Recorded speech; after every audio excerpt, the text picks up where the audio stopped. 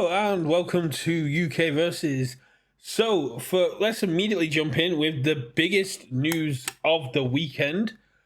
Critical Role Campaign 4 has been announced, and I think UVS has got the great opportunity to get on the ground floor of the biggest new TTRPG event of the year. And do you know anything about this, Cam? As always, I'm joined by Cam, but I wanted to get straight into this. Is it that Matt Mercer's stepping down and Brandon Lee Mulligan is stepping up?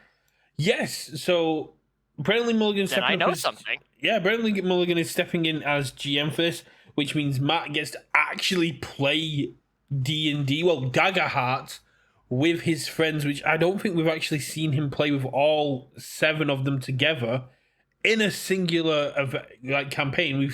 He's been part of Exandria Unlimited, and he's been absolutely amazing at that. And I really hope we get an Exandria Unlimited kind of set. But this is going to be a cold biome. It's going to be Dagger Heart. It's going to be Brennan Lee Mulligan. And honestly, UVS should just be immediately not using, but they have the relationship, so they should already be going, yes, let's work on the set now. I know you guys are still 2-3 months out from actually starting this campaign, but let's get this going. Let's get these wheels going. So when this campaign is got like halfway through and you've already taken on your big bad first boss, let us get there, because it would be absolutely amazing. And I'm really glad, as you can see from the statement I've got up here, that it isn't going to affect Brennan Lee Mulligan's run of the American Girl doll shoes, because that's his real passion project of the year. I can tell Cameron does not watch Dropout programs by the fact he did not know that Brennan Lee Mulligan makes American Girl doll shoes. I did not, but every man needs a hobby. It's a game changer episode. I highly recommend it, but it's really, really fun. And speaking of Critical Role, we got the Critical Role promos at Gen Con. These mechanically unique promos for Dorian Storm, Charming Minstrel, and Fern Calloway, Mysterious Fawn. I was lucky enough to be collaborating with the Tales of Exandria, the Allura of the community, who lets everyone on TikTok and YouTube know what's going on in the community. And, of course, Exandrian Collector to go over these cards. They are absolutely beautiful. And at the moment, they're only available at Gen Con. If you're watching this on YouTube, Gen Con is now over. But I'm really hoping this is a ball might, sword might situation where these are not legal, but will become legal if/when we see these cards more widely available. Yeah, because last year's Gen Con was the AOT characters. AOT 1 characters with the alternate coloring. And before that was the ice cream characters. The ice cream characters. So it does seem that a lot of their Gen Con promos are either alternate arts, or in the case of like the Sword Might and stuff like that, they're previews of cards to come. Yeah, Sword Might and Ball Might were a little bit out there.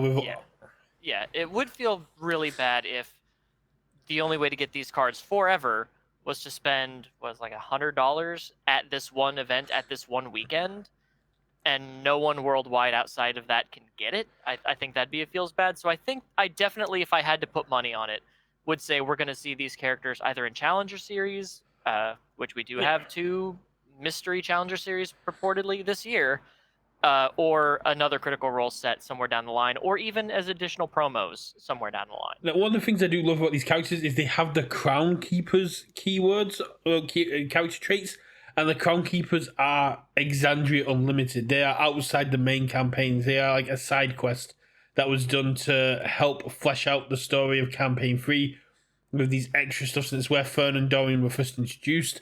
So I really hope we get a Crown Keeper Blitz box or Challenger. But the set symbol for these is Bell's Hells. It's not like the 2025 that we saw in the Patchwork Babies or anything. So I would absolutely love to see a Bell's Hells set or Challengers come down. First, we need a Villains of Exandria set. I want to play a Lorenzo that steals my rival's foundations, please. I don't want to play Lorenzo because I know the one time I play against Lorenzo, it's going to be against a Mollymock and someone's going to have a PTSD attack. But I'm all about that.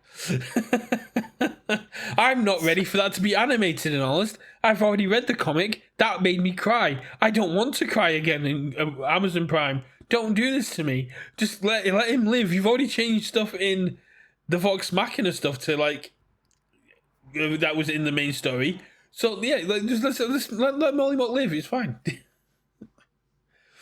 No, we need drama. You get drama anyway. But following on from that, you need to hook them. You need to hook them. As of recording, it's tomorrow, but as of YouTube, it's today. The Fatal Fury City of Wolves t-shirts are going to be available on the UVS Games website, because that's added information that wasn't part of my initial video, where we're going to be seeing Rock Howard, Terry 2, and My 3, I think are the ones that go down. And I do like the fact it's on the UVS Games website rather than being on like a t-shirt distributor's website, because it feels like you're buying the card and getting the t-shirt thrown in rather than buying a t-shirt and getting a promo thrown in. Yeah, I think it's My 3. Yeah, I thought it was Terry 2, My 3. Yeah, because My 1 is commit for 3-3. My 3 is the character stacker one. Yeah. Now, we were talking about this in the Let's Talk UVS Discord, and I tapped Justin Birch to actually give me the statistics of this. If you run Rock Howard in Retro with 4 luck and 4 ready, get, set, go, you have, I think, a 35.9% chance of seeing at least one copy. You have a 5.9% chance of seeing 2 copies of either one. 1 copy of each, and you have a 49.5% one of seeing one of those cards in your opening hand, which means that Rock Howard at some point is going to build 6 foundations in the opponent's second turn. And for the people playing Rochester Retro, that might not sound like much, because what you're going to do, you're just going to build up more. But over here in the EU, yes. we still play by regular Retro rules, which means that if I have 6 foundations. Yeah, so if I have 6 foundations on my first turn, I then need to go, cool, die. Yeah, do you see why this character is a menace? Oh, yeah. In Standard, maybe not so much, because, I mean, Donatello has 2 less health and 2 more hand size, but, you know. Yeah, but Donatello doesn't have as much draw. No, but Donatello has great asset access, but we'll talk about that a little bit more further on. And then the last bit of news I really wanted to talk about was the fact that UVS have added digital assets for PvE. So you get to take on your reveal, Cameron. Mega Mutant. I forgot about that. As part of the PvE pre-release aspect, where this is our first double-sided PvE, where if it wants to get to less than half health, Mega Mutant goes from Massive Monster to Unleashed. Got some great synergies with the set. Great way to set up with that, with the fact that Unleashed heals. It lets you heal if you play pizza cards. Punishes you for playing the same zones.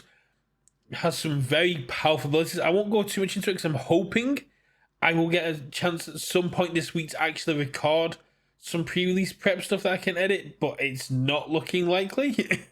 It's very hard for me to record content at the minute with Flynn being off school and Robin getting ready for a con in Latvia. Ooh, Latvia. Yeah, Doctor Doom country. But this is I know I got into like debates and discussions on Discord about it, but I'm a big fan of PvE at pre-release and events because it's a great way for people who love the IP to actually experience the game without having to take on other people. I can sell this to the TMNT community better than a Swiss pre-release. If I just say to you, yeah, you can buy a box or you can turn up at a local store for pre-release and then get your pre-release kit, and you don't have to play the game going against someone. You don't have to worry about what your opponent's doing. You can just sit there with some friends or with some people that can help you learn the game, taking on this environmental villain who is not going to be interacting with your attack, so it lets you just get used to how the game flows before taking on someone else, this is a much better sell. We get them in for the IP, PvE gets them used to the gameplay, and that's where we want to get them hooked. We want the IP to draw them in, we want the gameplay to get them hooked, and then once they're confident enough, they go up against other people.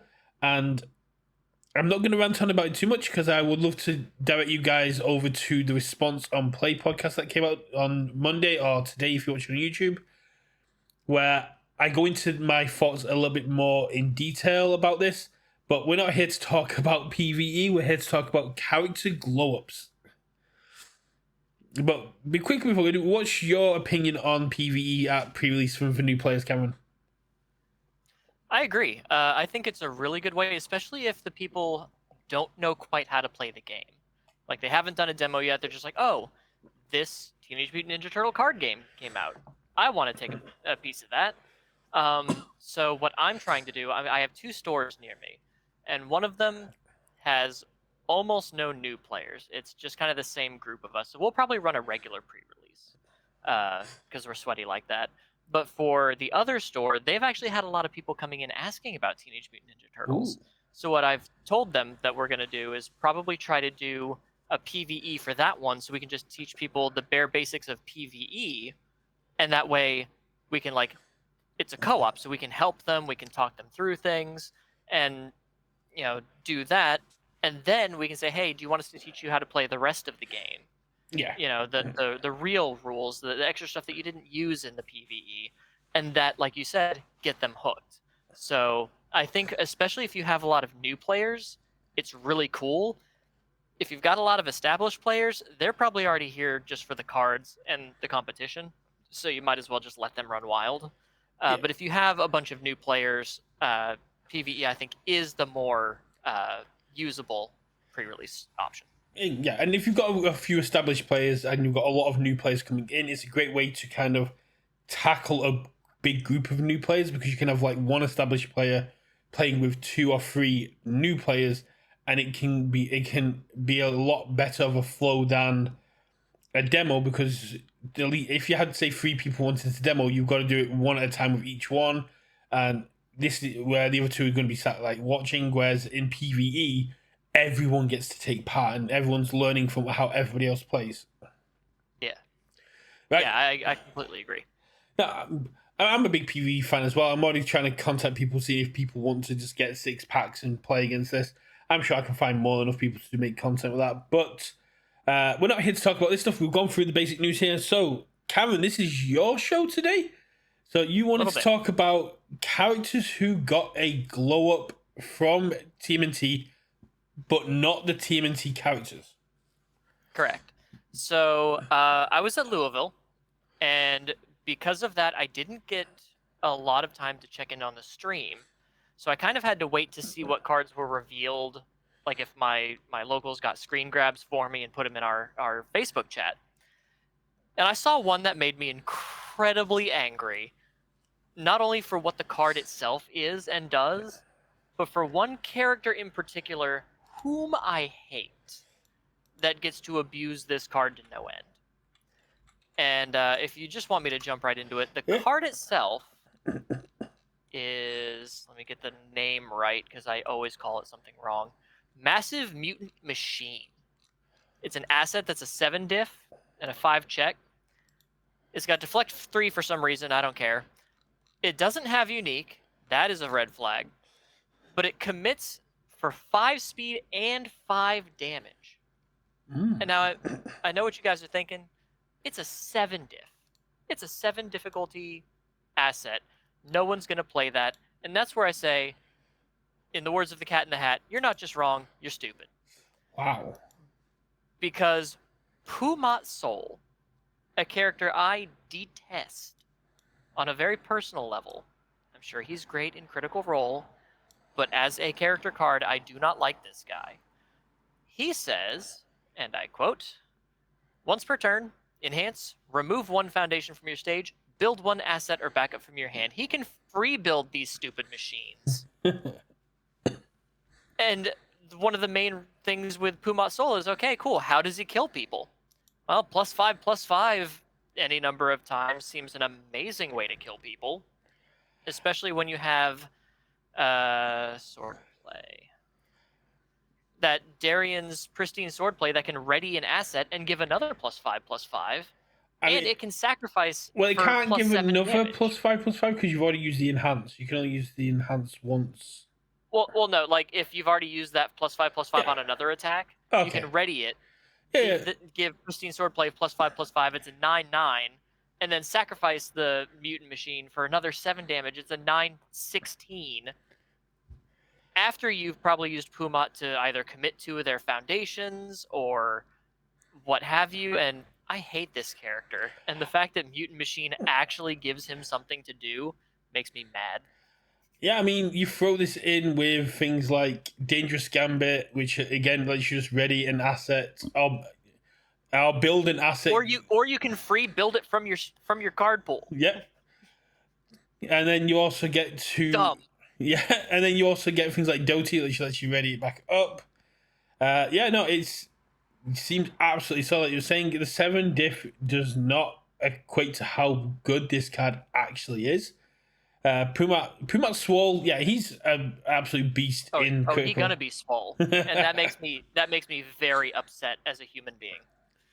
As someone, and I know people say like Pumat, he's a fan favorite. Everyone loves him. He's such a great shopkeeper.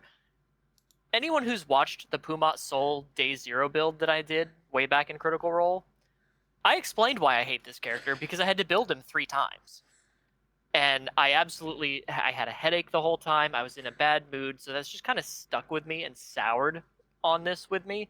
And the fact that he gets this big dumb laser does not make it any better. Yeah, 100%. I mean, the 7 diff does not make that much of a difference to this here. And late game, yeah, I'll happily commit to put this in my card pool, play Dangerous Gambit, and then get that down and go. And then Dangerous Gambit's a 9/9. Take it. Yeah. And if you've got multiple down, it's just like, cool, I'll ready one up and then give this +10/+10. Let's go. Because they said it's not unique. And this, No, it's not. Why is it not unique? What I'd have to double check is if there's any way to build it from your card pool from the deflect. Because if you can put that into your card pool and then build it down from your card pool, add it somehow to your stage or back to your hand, is just going to be nasty. Because he's got deflect 3, which is nothing to be sniffed at defensively. I'm just reading things real quick. But no, that's something we can go into a different later time because it's probably not something that is going to be too much on there. And I mean, there's a load of assets coming in that Pumat Soul's going to love anyway. Donnie's bow staff is just going to be nuts anyway because you just get to add it back to your hand and go do the breakers, or you can build it back in and save it for later.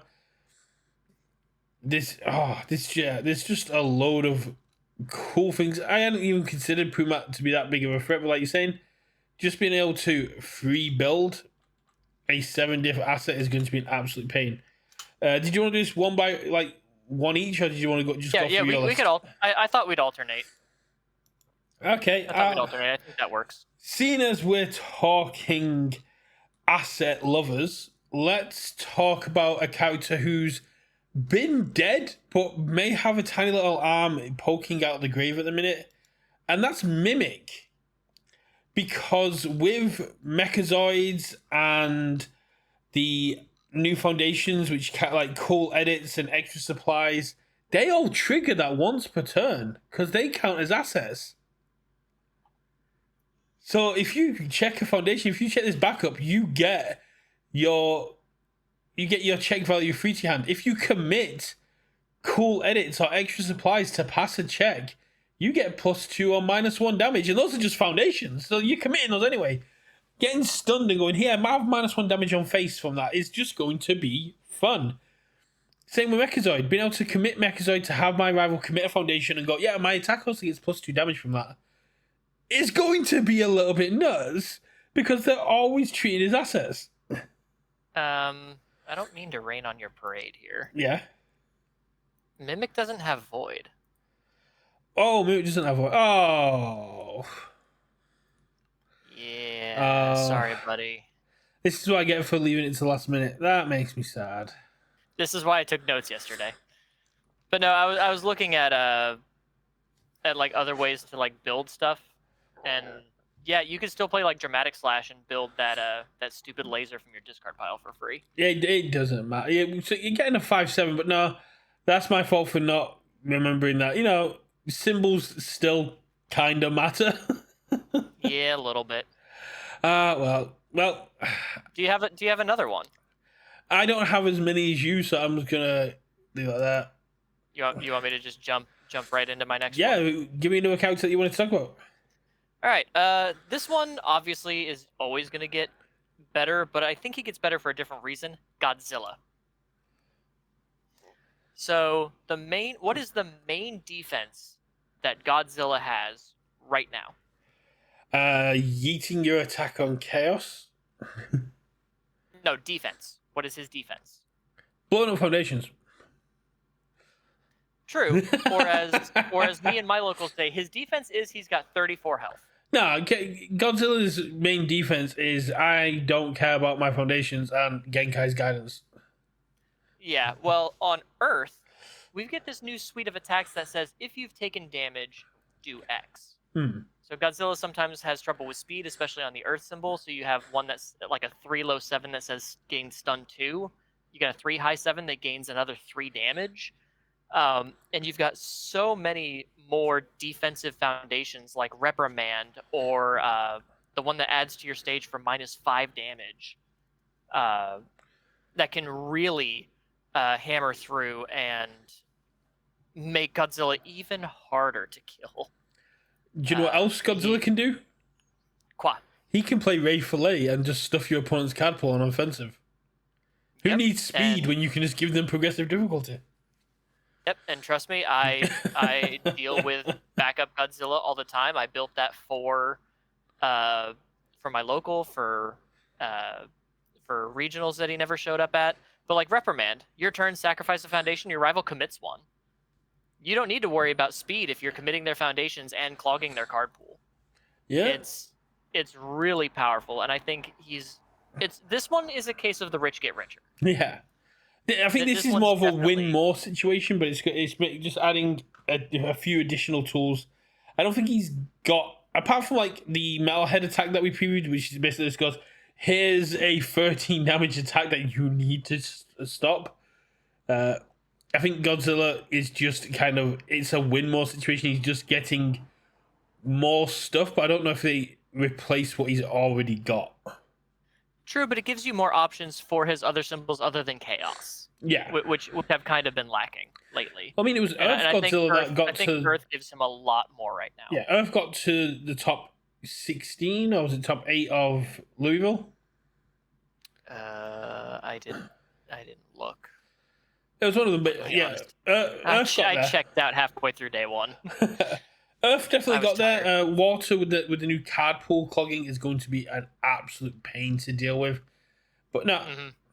And since we're going down that route, let's talk about two characters I'm very excited to play after this. Jun Kazuma and Kurama Yoko.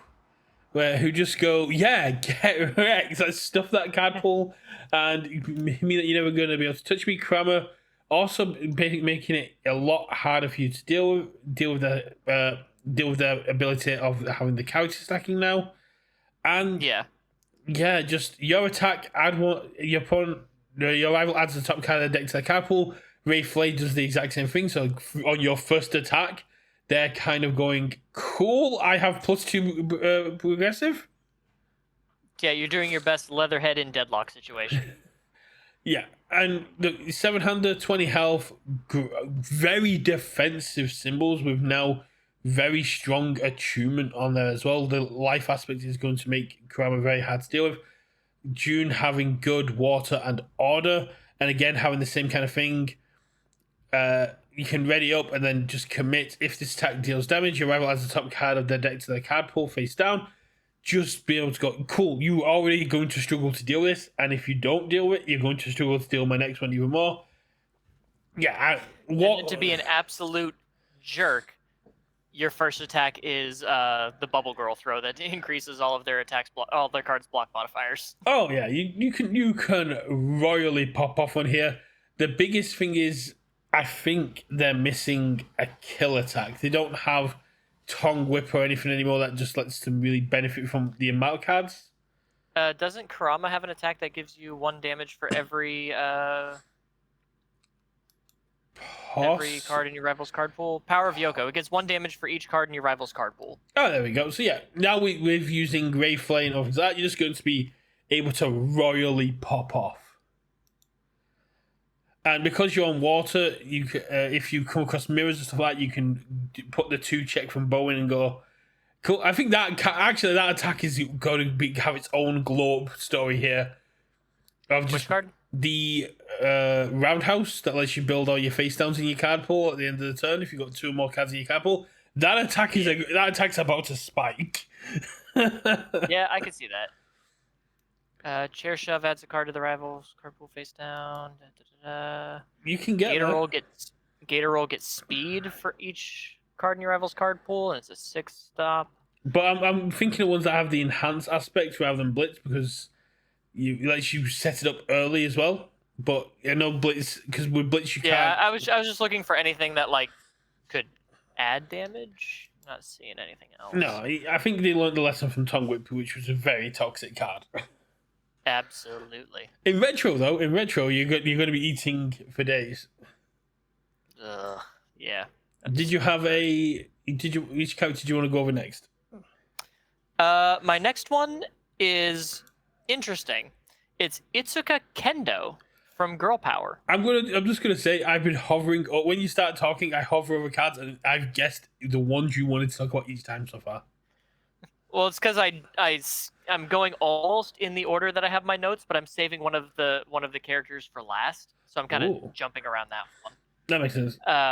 But Kendo, mainly because of cards like Stun Baton Thrust and Stomp Through Town, these really low difficulty mid attacks that really work off of just stringing out, and they're mids that can also work well with Double Jab Pummel. So you can stack a whole bunch of stats on these really cheap attacks, and as an 8-hander, just string out, and then you have the Splinter Foundation Guide to Self-Defense, so you can block with the Breaker 3 attack, and then pick it back up and do it again. Oh, you mean Big Fist Bash, Double Jab Pummel? Big Fist Bash. Yeah, Double Jab Pummel rotate. I was like, where's he going with this? Not Double Jab, Big Fist Bash, yeah. Yeah, I was like, Double Jab Pummel 1 doesn't share any symbols with Kendo, and 2 has rotated.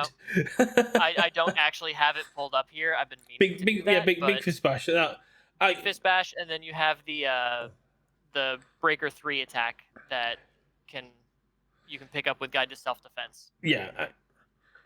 So yeah, I think she's got a lot going for her, especially because this is all attuned, so you can still keep your like all-centric stuff or your order-centric stuff that has all of your stun boosting. And imagine giving your because she gives stun 1, right? Yeah, 2 damage and stun 1. 2 damage and stun 1. So imagine doing that with Stun Baton Thrust. Is that not how you spell? Oh, there's a hyphen. Okay. Yeah, write down the there's hyphen. a few hyphens there. So Stun Baton Thrust is a stun 2, 0 mid 1. You can already give it another 2 damage and another stun 1. As a blitz, you can ready a Rival Foundation, any one that you want, and if you're throwing this at the end of a string, just ready up their biggest one. You have 2 instances of stun. So riddle me this: can you use that response twice to get +X/+X, once for the stun 2 and once for the stun 1? Let me just double. Let me check the wording, but because I wasn't expecting to be quizzed. Okay. Response after you play this attack stunt ability. This attack gets +6 speed, +6 damage. X equals the combined difficulty of the foundations stunned by that. Yeah, no, it doesn't say once per this enhanced step. Yeah, so you can give more instances of stun to this card, and just make this a big kill card at the end of a string, and then Stomp Through Town, or Stomp Through the City, is a 1 difficulty attack that gets +1 difficulty for each card in your hand, But you throw that, if you can string that out to throw it as a 1-diff, it's a 4 mid 4, gets stats from Kendo and stats from her big punchy attack. Double Jumbo Fist. That's the card I keep thinking. That's the card I thought Double Jab Pummel was. It was Double Jumbo Fist. Different double. But it gives all your mids 1/1. And then you can add another copy of it to give itself 2/2. So this on its own is a 7/7. And then you can just throw out all of these little tiny mid attacks that get really big with the different modifiers and multipliers that she's able to access. So I think she actually gets a bit of a glow up as a character that's a little bit forgotten. No, I mean, that's very cool. I'm just going to have a cough. That should have been muted. If it wasn't, I apologize. It wasn't, at least not on my end. Yeah, you won't be muted for you. I only muted for the stream. But okay. From what I'm gonna say is you can do that. And if you then also throw in things like Don't Do This, which is discard a card against someone, you can really pop off. Yep. Military presence, blitz this time gains stun 1 and gets 1 damage. If you throw this into Paul Phoenix, you can run Spring into action, and Paul Phoenix himself can also give stun 2. So that one attack alone, Baton, can get very big on the symbols. And yeah, if you just built a stun package around the all order and water symbols for Kendo, Stun Baton quickly becomes a kind of kill card, and it's almost like a pseudo 1.3 million volts. A little bit, yeah. But I love that it also gives itself speed. Yeah. Not just damage. It is a 0 mid 1 to start, but those are just the rookie numbers that you're starting with. And we're seeing a lot, especially in the Teenage Mutant Ninja Turtles set, a lot more 3-diffs in the foundation base. So I'm thinking that we might get guided away from, we're just going to play out 5 or 6 foundations. They're all 1s and 0s on turn 1, and maybe have a bit of a slower game with some of these more powerful foundations. And Stun Baton Thrust can really take advantage of that. So I think it kind of gives Kendo a bit of an edge. Here's a question for you then. How many 0-diff foundations have been printed this year? What was the first set of this year? Critical Role. Are we including soul leveling? But I'm pretty sure I know the answer from that.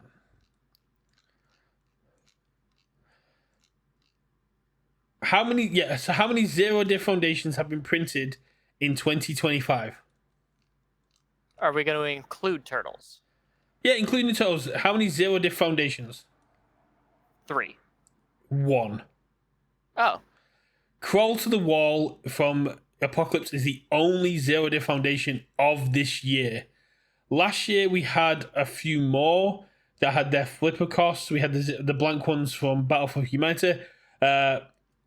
It's zero. Oh, right, because the Star Trek decks were in December. Yeah, right. 0-diffs are being culled. They're kind of being phased out from their power levels and being reintroduced at a more basic level. Because I 100% agree with this, but 0-diffs were just ridiculously powerful, especially when you look at easily cited or basic training.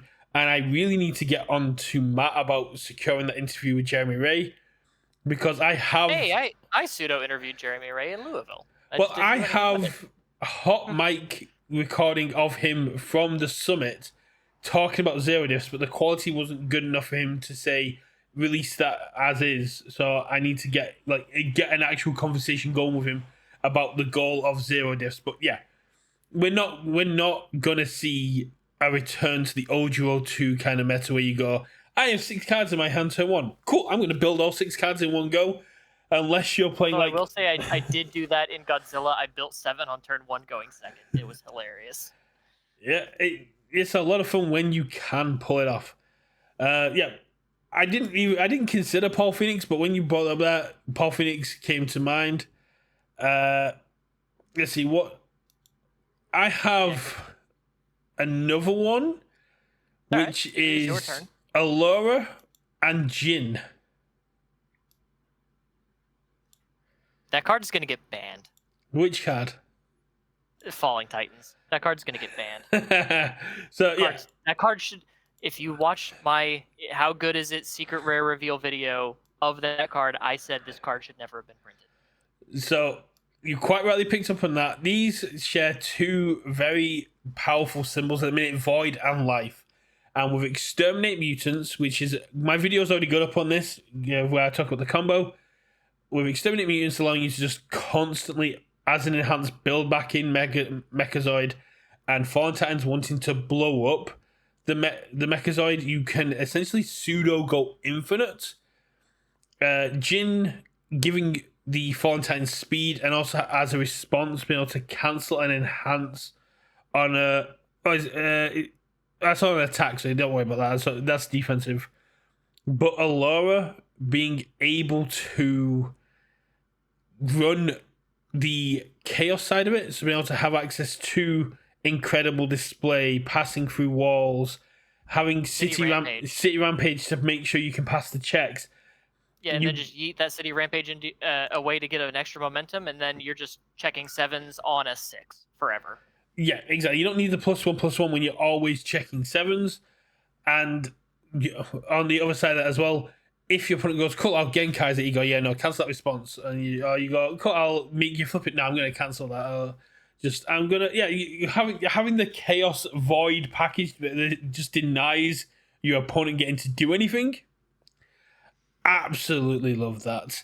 And it just, it's so dumb. And one of the things we didn't touch on is the ban lists are coming on Tuesday, we hope. I don't think Gen Con is a good enough reason for them to be delayed, but I've been... With Turtles coming out the pre-release next week, I don't see them doing anything until Turtles is already released and they have some data from that. If they want to do a hey, we're gonna do this preemptive strike, I would love to see this get preemptively striked before Spain. Yeah. Because introducing this hyper defensive Allura build that just goes, I'm going to sit here and turtle with my Chaos and Void defense until I have the setup ready to go. And then just throw this one attack. Just one life attack. It gives your opponent time to set up, but it's a case of, cool, you dealt with one Fallen Titans that was coming at you on a 6 constantly because my scheme doesn't count towards progressive. Here's a second one that's coming at you at a 7 all the time. Oh, I may have to commit 2 foundations at max, but luckily, the only attack I'm running is Falling Titans. Yeah, and that's not even saying that there's not even, let's see, she's Chaos, Void, Life. She's going to be very hard to kill from those defensive kind of aspects. Oh, that's because I have 0s still there. Let's see. Backups are destroyed. That just draws a card. That clears itself. That's if your rival clears. I'm just looking for ways that you can clear any stuck whatchamajigs. Falling Titans. Possibly not. Hey, military airship. There you go. That's another one that's on the watch list. But hopefully, the change to unique, whatever that is, will be enough to deal with military airship. Because you can hope all you want, or Shortcake Admirer on Chaos. Enhance, remove, spend a momentum, add a high attack from your card pool to your hand. Yeah. And if only you had a way to get consistent momentum with Allura to make sure that was online. Just pick it right back up. Yeah, no, Allura is going to be an issue with this. Jin, not so much, but Jin giving the speed and basically being able to be very cool for defensive capabilities. Yeah, I'm just... Yeah, it's going to be tricky. Or you can manifest. You can run manifest, so when they stop one of them, you're like, cool. During the enhanced step, I'll manifest, put it into my card pool, or put it in my momentum. I'll flip my passing. I'll flip my passing through walls. Cancel your action. Oh, it's an asset. No, it's asset or breaker. That's Yeah, that's Asset asset breaker. breaker. What are you talking Yeah. about? And then I'll just be like, cool, play another one, and then add the manifest to my momentum, or remove the manifest. Yeah, so there's multiple ways around it. I think Allura is gonna be the nail in falling. So I was Falling confusing manifest with hold hostage. I thought you were trying to stop Allura. Oh no. I'm talking about if they get Falling Titan stuck with like a filled with doubt, or or they seal it or anything or like that. seal it or something like that, and you can just be like, cool, put it in the momentum, use it for later. Here's my 12 action. Here's my 16 action Allura build. It's 4 city rampages, 4 schemes, 4 manifests, and 4 the dark tournament looms. Yeah. Dark tournament looms, and if you're going hyper defensive, it could be 2 dark tournament looms and at least 2 of the. Yeah, you just get to sit there and kind of set and just up. seal everything. Yeah, no, Allura, Jin not so much, but Allura 100% is going to be coming out swinging from this, and I'm actually here for it. I want to see the ban come down, but I also want to kind of see this pop off and basically have it justified. But I really wish it was somewhere other than Alicante, where we got all these.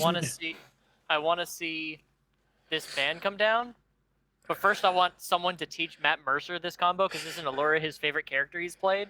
I want someone to teach him this combo and let him have a little fun with it first. Allura is his Chrome, but in an interview he did, Allura was his self-insert into Vox Machina. That's if he was going to be playing, that's who he would have played. Okay. Pumat Soul and Sean Gilmore have special places in his heart, especially Sean Gilmore has had that big attachment. But his favorite NPC to do is Artagan, because every time Artagan shows up, he is an absolute monster, and I'm really looking forward to the future we get with him. You've seen the animated show, right? Nope. I know, I'm behind. Artagan is a arch fae who helps Vox Machina and shows up in the Mighty Nine, I'm gonna say with. I don't want to get too much into it because you're getting into really dangerous waters, and with the animated show coming out, I feel like there's a refreshed spoiler kind of thing. It's like, oh, these came out 8 years ago. Yeah, but that was an animated series, so I think the spoiler kind of refreshes that. Yeah. Side quest link. Should I stop listening to the campaign and just watch the Vox Machina show? Would that just make my life a whole lot easier? Yes and no. The Vox Machina show goes in a completely different direction for some of its choices than the campaign. Okay. If you want to know what's happened at this point, I'd say the first 80 episodes of Vox Machina, the animated show is a great way to go. You do lose a lot of the interactions, and you don't get Scanlan's speech, because in the animated show he leaves with his daughter to bond with her after his death.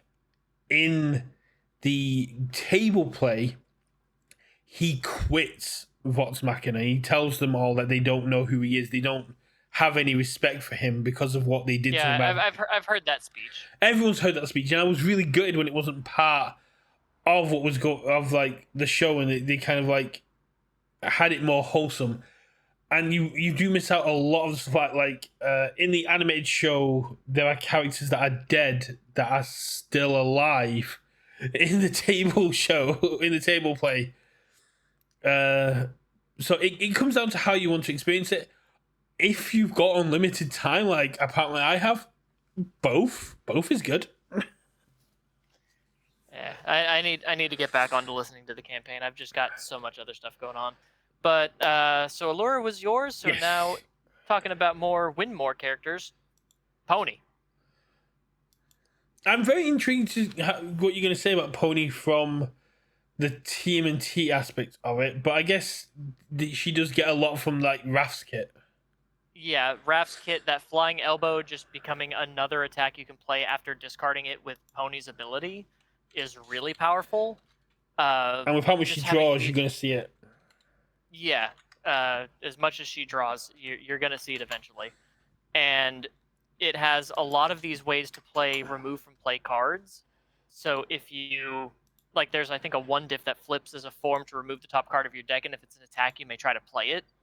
So she has more access to playing more attacks. She's got more draw. She's got more defense. She's got more speed boosting because I know she usually uses her horn counters for like card pool clearing.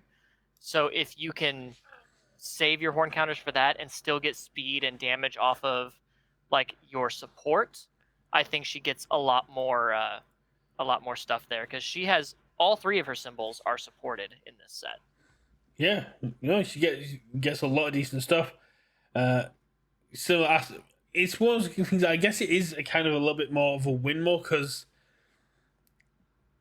does Pony need flying elbow drop? They didn't lose anything from rotation, and it.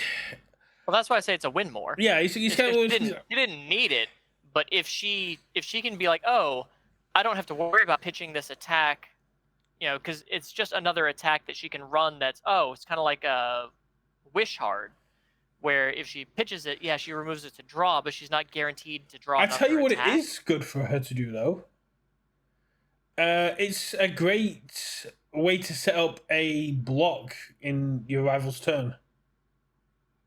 Yeah, because it doesn't say you have to play it as an attack. So you can get yourself some horn counters and go, I have a high block, which means if I need to push this button, I can get rid of 2 counters, make this a high and block with a 1 high to keep myself alive. Yep, you also get Raphael's Sai, which you can build in if you don't have a Raph Sai when discarding it for her ability. And that's just, hey, if I don't have any cards in my hand because I've had to play some serious defense, I can just pop for -2 damage. I don't know it. A 0 diff asset and a hyper I don't aggro. think you're going to. I'm just saying it's a possibility.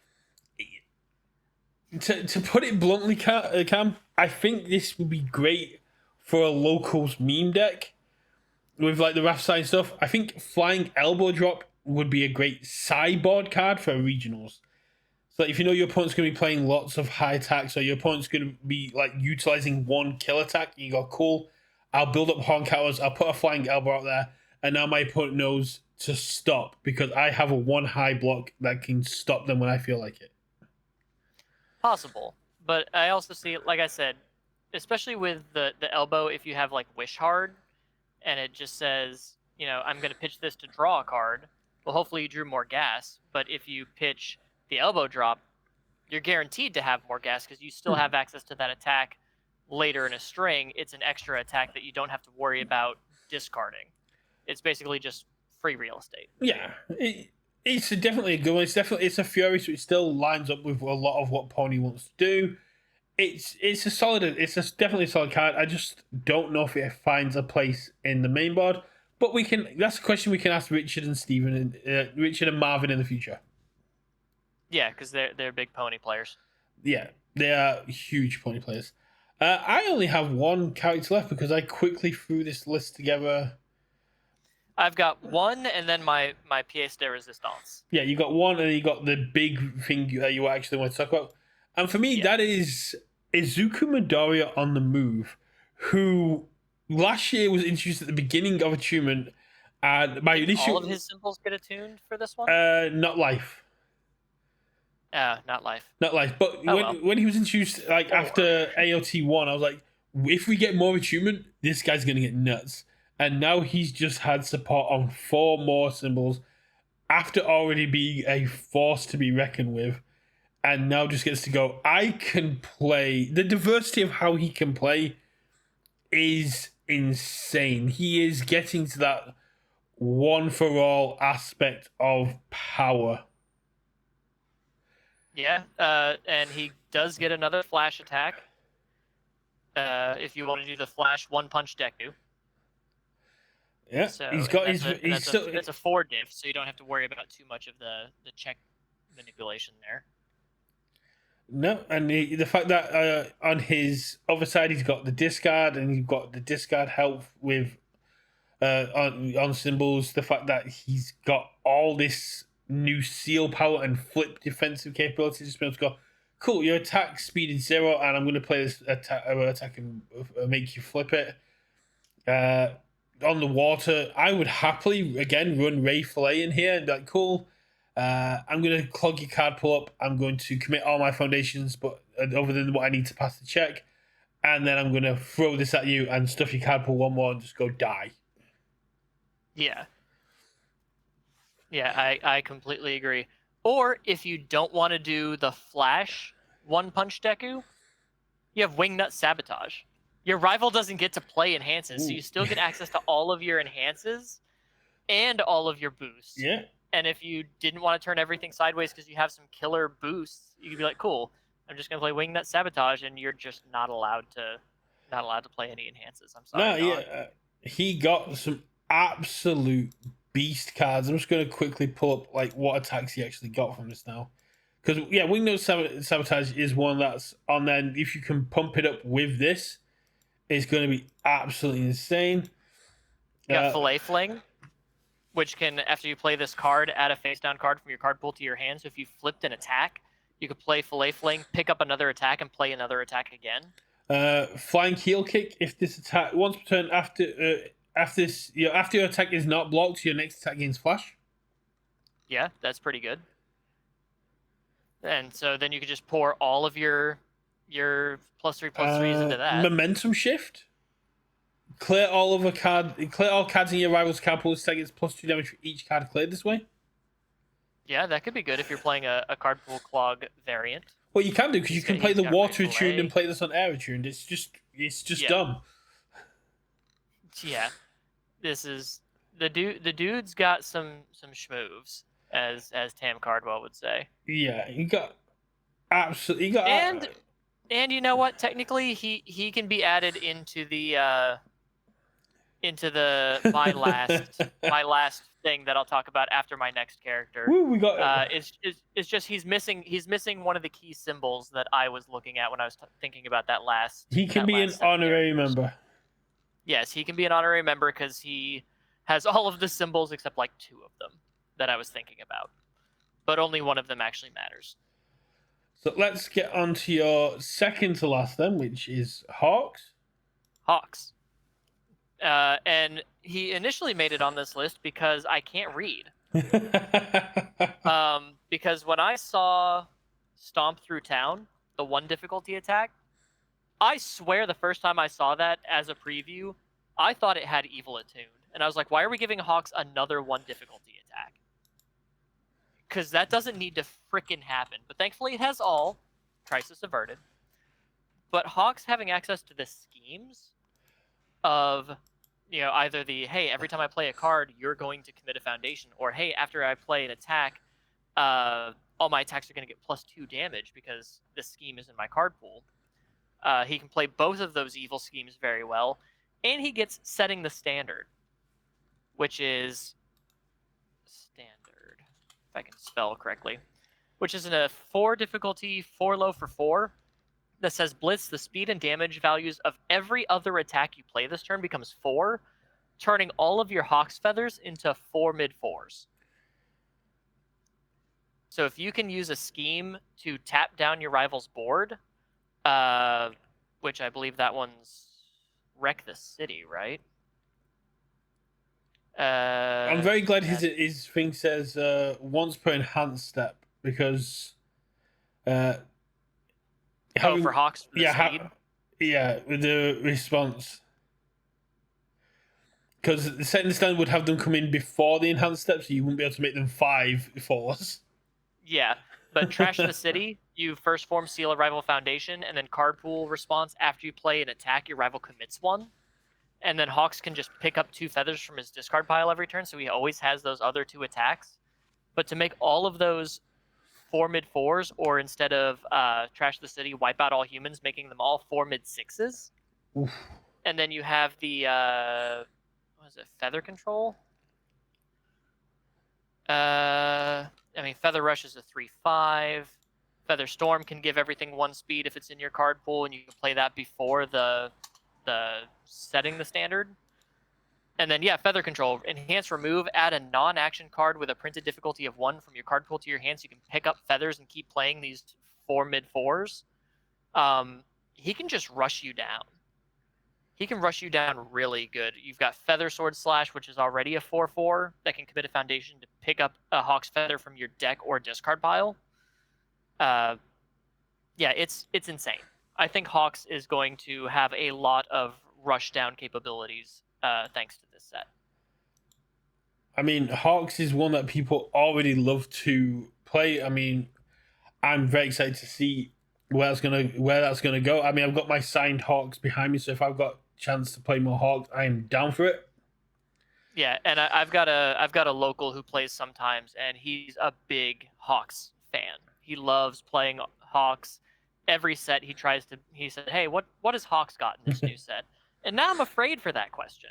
Yeah, I'm not as afraid as when I thought stomping through the city was an evil attune instead of an all attune, because that horrified me. Because I was like, Hawks is just going to kill people. But no, it's really good. No, he got a lot. He got a lot here. Yeah, even just with those 2 schemes and that 1 attack, those 3 cards make him much harder to deal with, in my opinion. And then the last one you wanted to talk about is your hunting party, which is the hunting party. So, Pike Trickfoot, Beauregard Lionel, Keyleth of the Arashari, Luke Sullivan, and Jamie Sue. And Pike. Yeah, I said Pike Trickfoot at the beginning. Oh, so you've got your healer, you've got your monk, you've got 3 brawlers, and essentially I'm going to put Keyleth in the support era. You've got essentially your standard Overwatch 2 team, 3 DPS and 2 healers. Yeah, so and we can throw in Midoriya as an honorary member. He's the caddy or something. So the hunting party is any character that can play Hunter's Ally and at least 2 of these new busted backups. Because the reason a lot of people don't like them is they're high difficulty. Genghis Frog is a 5 diff. Cynthia Miss Longneck is a 5 diff. Ray Fillet is a 4 diff. Hunting Party builds these ally backups in for free. And the main reason I like Keyleth, Jamie, and Pike is because you can play Genghis Frog and Ray Fillet in the same deck. So all of your cards are getting +3 damage, and you can constantly stuff their card pool. And some of these characters, like Jamie and Pike, can also give them additional stats. Beauregard can give them additional stats if they're the keywords she likes. But yeah, you could also play like Cammy Covert Chameleon, which can flip to give 2 speed, commit to give 2 speed, and selectively flip a foundation, and that works really well with Keyleth. Luke can give +1 speed, +2 damage to Hunter's ally, so he kind of gets in here. He can also play the Scumbug and the Genghis Frog, so even more damage. And all of them, of course, can play Keg, who can protect your backups when they're attacked. So say you attack Genghis Frog, you're going to take 3 damage, and then I'm going to redirect it to Keg, so you just lost 3 health for no reason. Or you attack Ray Fillet. Cool, I'm going to stuff a card in your card pool on your turn. You're going to attack Keg instead. I think Hunter's Ally itself gains a lot of power from these backups existing, and these characters as my hunting party, I think they all get good stocks from having access to these powerful backups that otherwise people might not play because simply of their difficulty. Do you know who else can do all this? Qua. Duplicitous Recollection. Choose 1 backup or shift with a printed difficulty 7 or less from your discard pile and build it. Yeah. So that could also do it. Absolutely. So, but that's a one symbol as opposed to Hunting Party's 3. So it has a wider range. Of people that can. But it's also attuned, which means you can kind of slide it in. You can splash it in. Yeah. But I think, and we could call it like the duplicitous Hunting Party or whatever. I don't care. But it was mainly I saw Jamie and I saw Keyleth, and my main way that I built Keyleth was, I'm just doing fun water stuff where I stack the bottom of my deck and then check with Secret Life, which there's more stuff that you can do with that in this set too. But my main question was, how the hell do I kill people? Turns out if I stuff card pools and all my things get blanket 3 damage, that's pretty freaking good. So you can run that, and then you can run a lot of the, especially in Keyleth, I think there's a lot of fire backup stuff. Let me switch to my other screen here. From like Attack on Titan Apocalypse, like you've got Hitch Dryce, who's also an ally, plus X minus X damage, X equals your number of backups. This is Freedom, can commit X backups for X speed and damage. You've got Quest Board, which can only really build Keg, but I mean, if you're constantly trying to protect your big backups, more than one way to build in Keg for free ain't bad. And I just think it kind of opens up a new way to play some characters and gives them a major boost in, like, some characters are missing damage, some people are missing speed, which Ray Fillet can help with. Cammy Covert Chameleon can help, stop some of your rivals' better foundations. And I think this hunting party style character that can play the hunter's ally is really strong with these secret rare backups that also have to. Your rival really has to think about how they want to deal with them, because yes, you can violent animus shot, yes, you can nape strike, but if you don't draw those or don't have access to those, or those get answered, you're just going to have to figure out how to attack them, or else they're just going to keep going. Yeah, and thanks to the elusive, they can't be hit by the first attack, which means you can't lazy poke them and go, I'll get rid of it, come back to it next turn. No, you have to play one other attack beforehand, which is absolutely great. But the response on Play Team, when we were talking about it on their recording, we're saying they really hope backup decks get hit because they kind of dominated Louisville, and it might be something that we're coming in to like. Okay, Falling Titans decks dominated Louisville, and the only other backup deck I saw other than a Falling Titans deck was Annie 3, who on both of her symbols got nothing from this set. I mean, she's what, Death Chaos? Possibly. Honestly, it's been a while since I've looked at the Apocalypse stuff. Yeah, so other than Falling Titans characters, the only other big backup deck I saw was Annie 3, and I don't think any Falling Titans characters is going to be running any of these new backups. Wouldn't Hanj 1 be a backup deck? Yeah, but it was mainly a Falling Titans deck. Okay. It's there to stall you out until you can Falling Titans a bunch of times. And the only one she could play from here is Genghis Frog, which she absolutely doesn't need if she's just going to throw infinite Falling Titans at you. That's fair. The only real Hanj deck I've played against doesn't do Fallen Titans. They do Harness and Death stuff. Oh, trust me, they also can side into that, and it's nasty. Dumb. Yeah, the Hanj deck I played sided into, I think, the Harness on Death, and then the Annie deck that I played against mained Harness on Death, and it was just gross. But yeah, the hunting party, as I named it, because I was like, is there a way to play Genghis Frog and Ray Fillet in the same deck? And I was like, yeah, there's some fire water characters, and then I realized, like, Jamie has air, Keyleth has earth and air, Beauregard has earth. I'm like, I can just hunting party these in and be fine. And then I was like, no, that's disgusting. Jamie's going to once again start popping off. Jamie, very good character already, and I think is just going to be getting better. Oh yeah, I've got hunting party Jamie in the works, and it is gross. I've always wanted to play Pike, and you could do like City Rampage into a lineup with hunting party in Pike, and just go ham and be like, cool, I'm gonna pass all these checks and I'm just gonna rock your world here. Like I said, Luke has some very interesting plays with earth and fire, I believe. And he gets Scumbug, so he gets that, so he can constantly check the top card of his deck and mill any bad cards he doesn't want. Genghis Frog gives more damage. Who's the other one? Oh, Cammy, which can give speed, which he can kind of need. I don't think any of them are using Cynthia Ultram, which is kind of good, I guess. Not in the hunting party, simply because I wanted characters that could play multiple of the backups.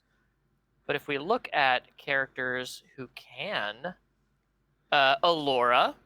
Woo! Let's go. She can play it on life because hunting party is air, earth, life. Air, earth, life. Not the brave chaotic meddler can, as well as Vaxildan can dagger master, and it's a weapon. Hunter's out as a weapon. Vaxildan 1 or 2? Both have air. I think Vaxildan 1 has death, which puts it into my hunting party with the duplicitous recollection.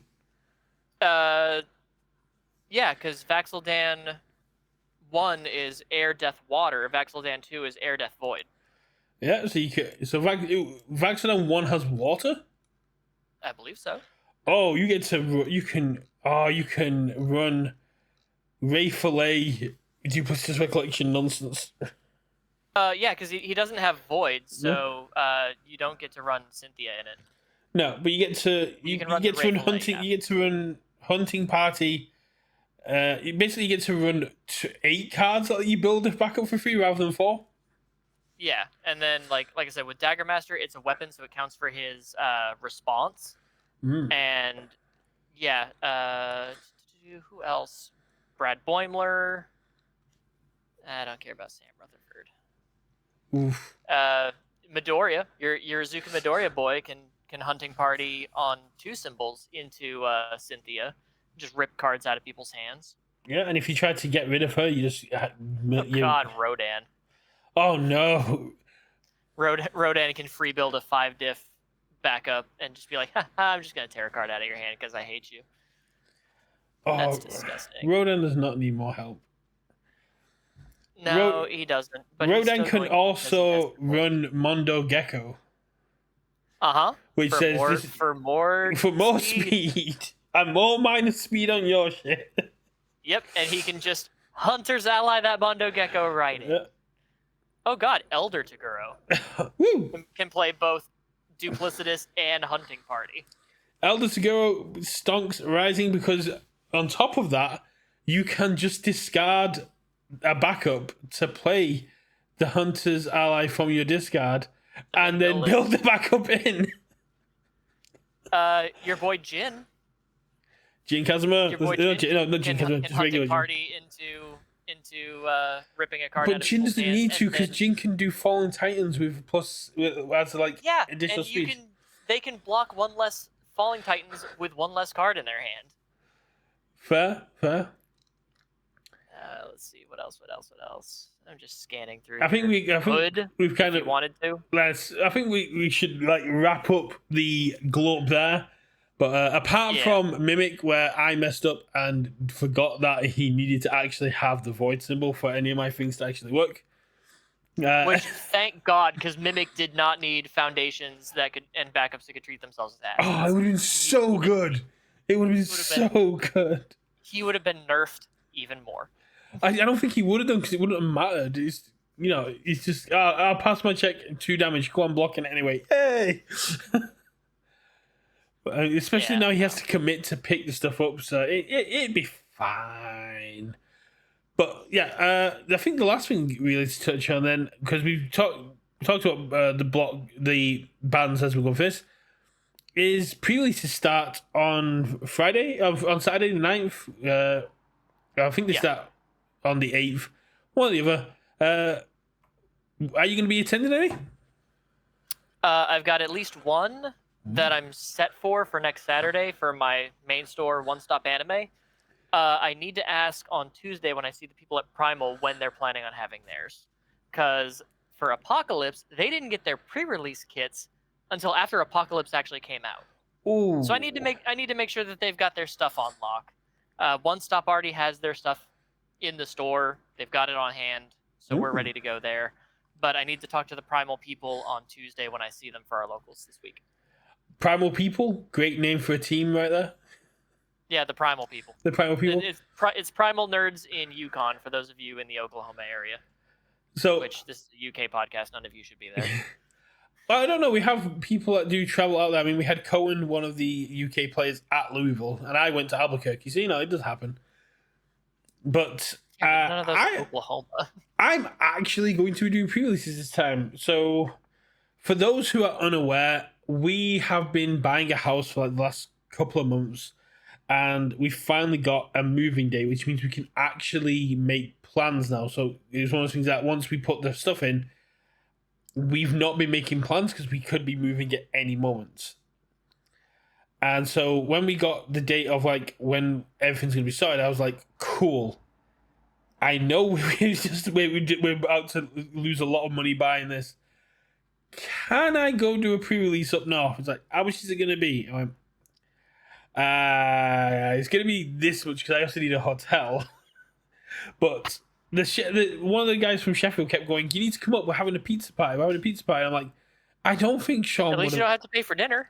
I don't think Sean will have authorised that. But I was like, are you doing a pizza party? And Sean didn't get back, so I was like, screw it. I haven't been to a UK regionals this year.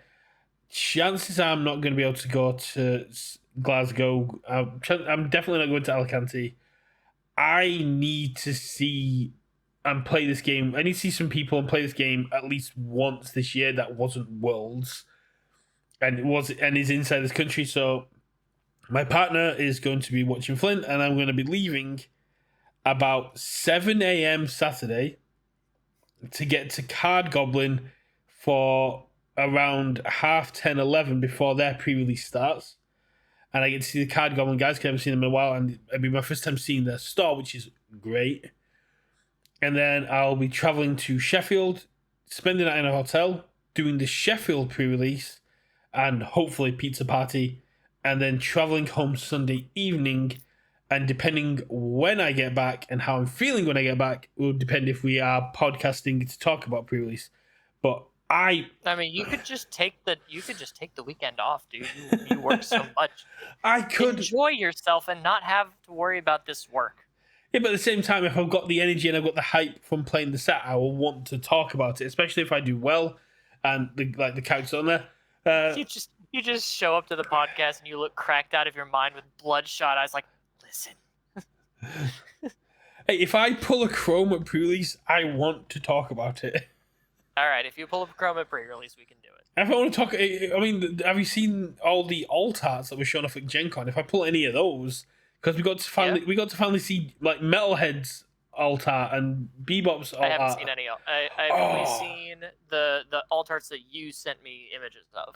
Metalhead's alt art slaps. Go check out the Universus socials or Charles Barkley's Frog Log Krog Dog shorts where he like shows off the cards that are on display. Yeah, every single character has at least one alt art, which is something we didn't know going into this. We know one of the Chromes now, which is Superfly, because that was pulled at Gen Con, which is absolutely amazing. But yeah, I don't generally travel to do the pre-releases. I checked in my local area, no one was doing it. I was like, yeah, I need to play this set. I'm hyped. I'm actually hyped for this set. I really wish I'd done it for Critical Role, but Critical Role was a really awkward timing for me to do pre-releases, but I am so hyped for this. But if you are going to Card Goblins pre-release or Patriots pre-release, let me know. I'm gonna have a lot of fun there, and I'm really, deservedly so. Yeah, I'm really looking forward to it, and it's gonna be like the last time I get to play for a while because gotta focus on sorting out new stuff in the new house. As someone who's bought a house a couple years ago, you're gonna be busy. Are there any characters in the pre-release you're like gravitating towards, or you think is gonna be really cool? In the pre-release specifically, of course it depends on like what you pull, but I'd absolutely play April in the pre-release. I would just mill my rival out because I don't care. And Leatherhead, of course, is going to be really powerful in the pre-release. So if I get a stun baton, I'm 100% playing Splinter if I pull it, because being able to go, your attack's now a 0-1. It's gonna Yeah, be hilarious. But absolutely. If you pull the low damage attack, Splinter's great. Um, honestly, Metalhead could be pretty yeah, fun, that's what I was gonna get into just then. Is there isn't a single but character. Metalhead, Leatherhead, and April are the three that I'd probably be most interested to play for this There's release. no characters in the set when I was looking at it that I'm scared enough of that made me look at Metalhead and the TMNT and go, I can survive a few turns on my health total. And go, yeah, I'm a 37 health and a 40 health. Outside of Wrath, who would have to sacrifice all defense to do it, I'm not going to take that much damage.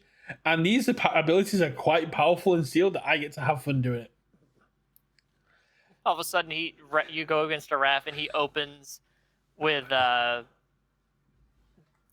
this ain't over or whatever his ultra rare attack is. Removes 3 attacks, dumps his hand, and says, "Cool, Metalhead, do something." And you're like, "Oh, I'll flip that, I guess." Yeah, but Splinter's on there.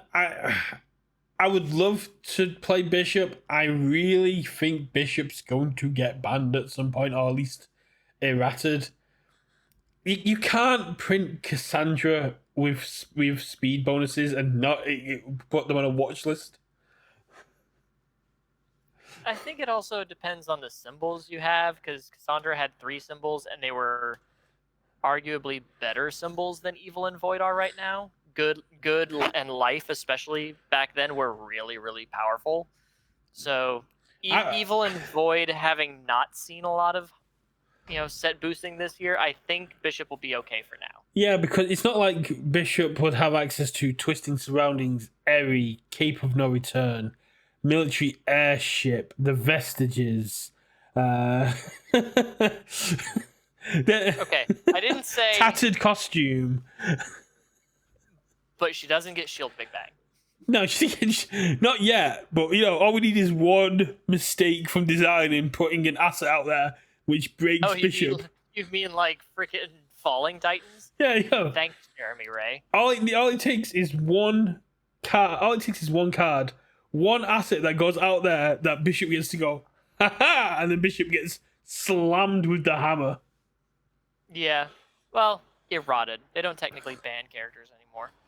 No, I would love to just see Bishop get just banned. Like, we're sick of having to change the rules to match characters. Just get yeeted, and you might come back in the future. Yeah. Reprinter. Just be like, yeah, we made a mistake. I mean, sorry. I wouldn't put it past it, because we're getting Mutant Mayhem 2, and from the end of Mutant Mayhem, where we're seeing Shredder being introduced, and at the end of Core 1 of TMNT, Bishop was recruited to help formulate new plans to take on the Turtles. So I wouldn't be surprised if the second movie is Shredder and Bishop teaming up to create something to help take out the Turtles. Hey, maybe then we'd finally get Shredder in the game outside of one alternate art foundation. I mean, there was no place for him, really, was there? There was no way we could put Shredder in here. As much as I would love to have Shredder in here, and as much as I would think it would be cool, outside of a mechanically unique promo, there is no way we could get Shredder in. Oh, I don't care one way or the other, but I know a lot of other people were mad.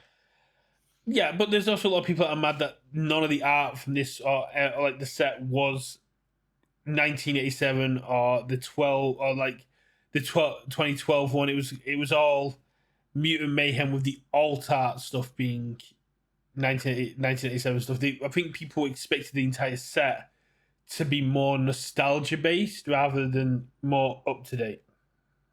Well, most of their player base is old. Yeah, so. But we need to bring in new blood, and this is a great way to do it. I agree. Keeping things fresh and new, and keeping your finger kind of close to the pulse of where the money's going. So obviously you can try to hit some of these things too. So I think it's a good idea. Yeah. Well, I think we'll wrap up there, because my stamina is just spent. It's summer holidays and Flynn is just tapping me for energy. So I'm Children gonna. are like little vampires. Oh, I mean, I'm not getting to the gym at the minute, but I don't really need to because Flynn is putting me through like a massive workout at the park every day, and sometimes it's twice a day at the park. Speaking of vampires, I get to go finish Midnight Mass. Ooh, sounds fun. Yeah, I'm disappointed. Well, It had a lot of potential, and then by the end of episode 3, I was like, this isn't where I thought we were going with this, but okay, I'll stick it through because I love Mike Flanagan's work. it sounds like me with Squid Game season 3. No, I stopped after season 1. I was like, you're gonna try to sequel bait me? I don't care enough. I mean, it's very good, but if you got an ounce of media literacy, you can see where it's going very quickly.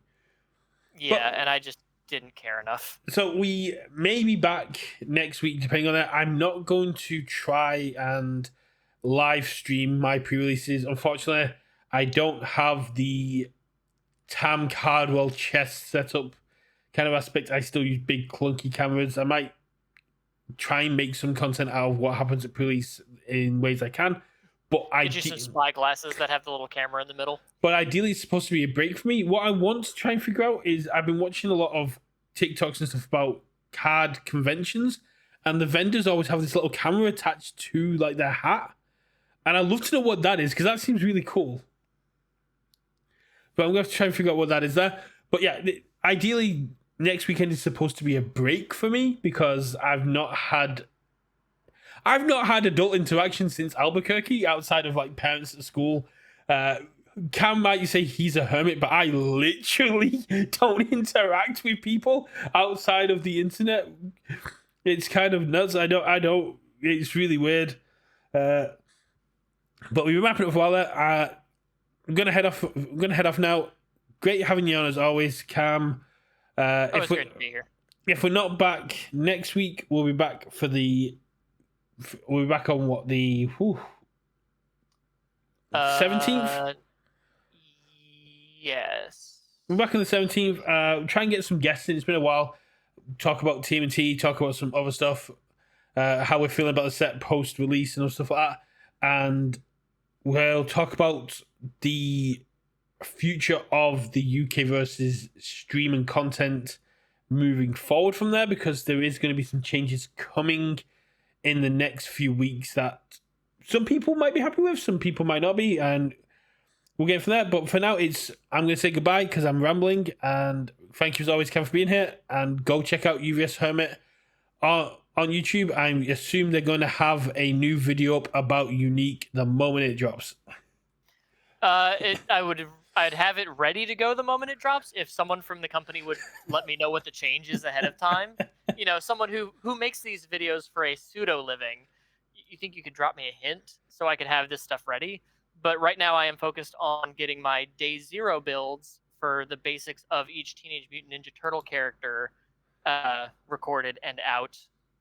And then I'm going to be doing a live stream later, probably the week next week or something, where I go over my first ideas for competitive builds for these characters, because I've actually had people asking for more competitive versions of the TMNT characters. So that's something I'm working on. So kind of like a glow up kind of aspect going, here's my day 0 build. Let's turn this into a day 1 build. Yeah, because the day 0 builds don't take any cards from other pre-constructed decks, like no Challenger series, no starter decks, nothing like that. So like in all of the any of the characters with good, none of them are running the Splinter backup because it's technically a part of a pre-constructed deck. So I want to make it as simple as possible without spending as much money. Just grab these singles from sets. Yeah. And then in the competitive one, I'm going to glow up. This is what these characters can really do. And this is like some of the more hardcore, how you could play these in a more competitively viable, with more expensive cards and the pre-constructed cards. I did try and have a look at how to build a day, like some day 0 stuff, and what the wall I hit was trying to balance out the cost value. It's like if I play Bishop, it's like cool. I want to put in sweeping daggers, and I was like, oh yeah, but those are like 60 quid a pop, so Probably not the best Yeah. for day one build. None of my day zero builds have like the really expensive cards. No walk the dogs. I think the most expensive card is like Cape of No Return. Yeah. In most of them, but outside of that, I try to keep it very cost efficient for new players. And with this new raft, I've been doing no pre-constructed deck cards, just to try to make it as open-ended and easy as possible. But I said, if you guys want to see more competitive builds that have some of these cards, let me know. And I've received quite a bit of feedback that people want to see more blown-up versions of these decks. So now that's more work I've made for myself. Yeah, So, I mean, it makes think sense. before you speak, kids. No, it makes a lot of sense, but like kind of preaching to the choir. I think the better thing to do is rather than just showing like a day one build, talking about the choices and if new players come across it, or if players looking to get better come across it, rather than just going, here's my day zero build, here's my day one build, here's the cards I changed, kind of thing, going, here's why I made these changes, and here's what the deck will be doing better, and how the deck improves from these cards, so that people watching it can learn from it and then kind of know what they should be looking for when they make a deck themselves. Because when I did my deck builder last year, which is my most viewed Universus kind of thing, that's kind of like the guide I went down of, here's the basic and here's why you should be doing it. Yeah, that's what I try to do for day zeros. Day zeros, I go through each card individually, explain what the card does and why it works in this deck with this character. For the more advanced versions, I'm going to show the deck as a whole and explain kind of why I made some changes and how you can actuate even more powerful cards into the deck of like, okay, I said this is kind of what this character wants to do. Here's how you do it even better. Yeah. And these cards can help maximize and why, as opposed to going through each card individually. I'll just show kind of like, this is how the deck as a whole wants to run, and these are the real main components, the gears that help it turn. Yeah, so like if you with Leo kind of thing, because you weren't using any other pre-constructed stuff, you can be like, okay, here's Leo, but we're now going to look at ways to manipulate the top of our decks to use like all of the Vash the Stampede stuff I wasn't able to use, that I learned after I put myself in this box. Or even Leo was a struggle for me. Or even Final Smash, which lets you just stack the top of your deck. Yeah. So it kind of so I didn't have any of that in there, and it really was a struggle. Leo was rough for me because I was like, oh, all of these cool cards I can't use, huh? Yeah, I couldn't imagine building it without Merciful Volley, and other ones like that. Yep. I didn't think of that ahead of time. I was like, oh, let's just make this as simple and easy as possible. And then a week later, I was like, damn, it passed me. But I'd already had like 3 videos come out by that point, so I couldn't go back and change it. No, it's all part about learning when you're making the content. But yeah, we're going to wrap it up there. Thanks to anyone for watching here. For everyone on YouTube, please hit that like and subscribe button. Let us know in the comments below if you're going to be attending pre-releases, who you're looking forward to playing at pre-release, and what alt arts you're looking to pull. And I'm definitely going to say goodbye here, and I'm going to give Cam his last chance to say goodbye before we take off. Bye. Bye.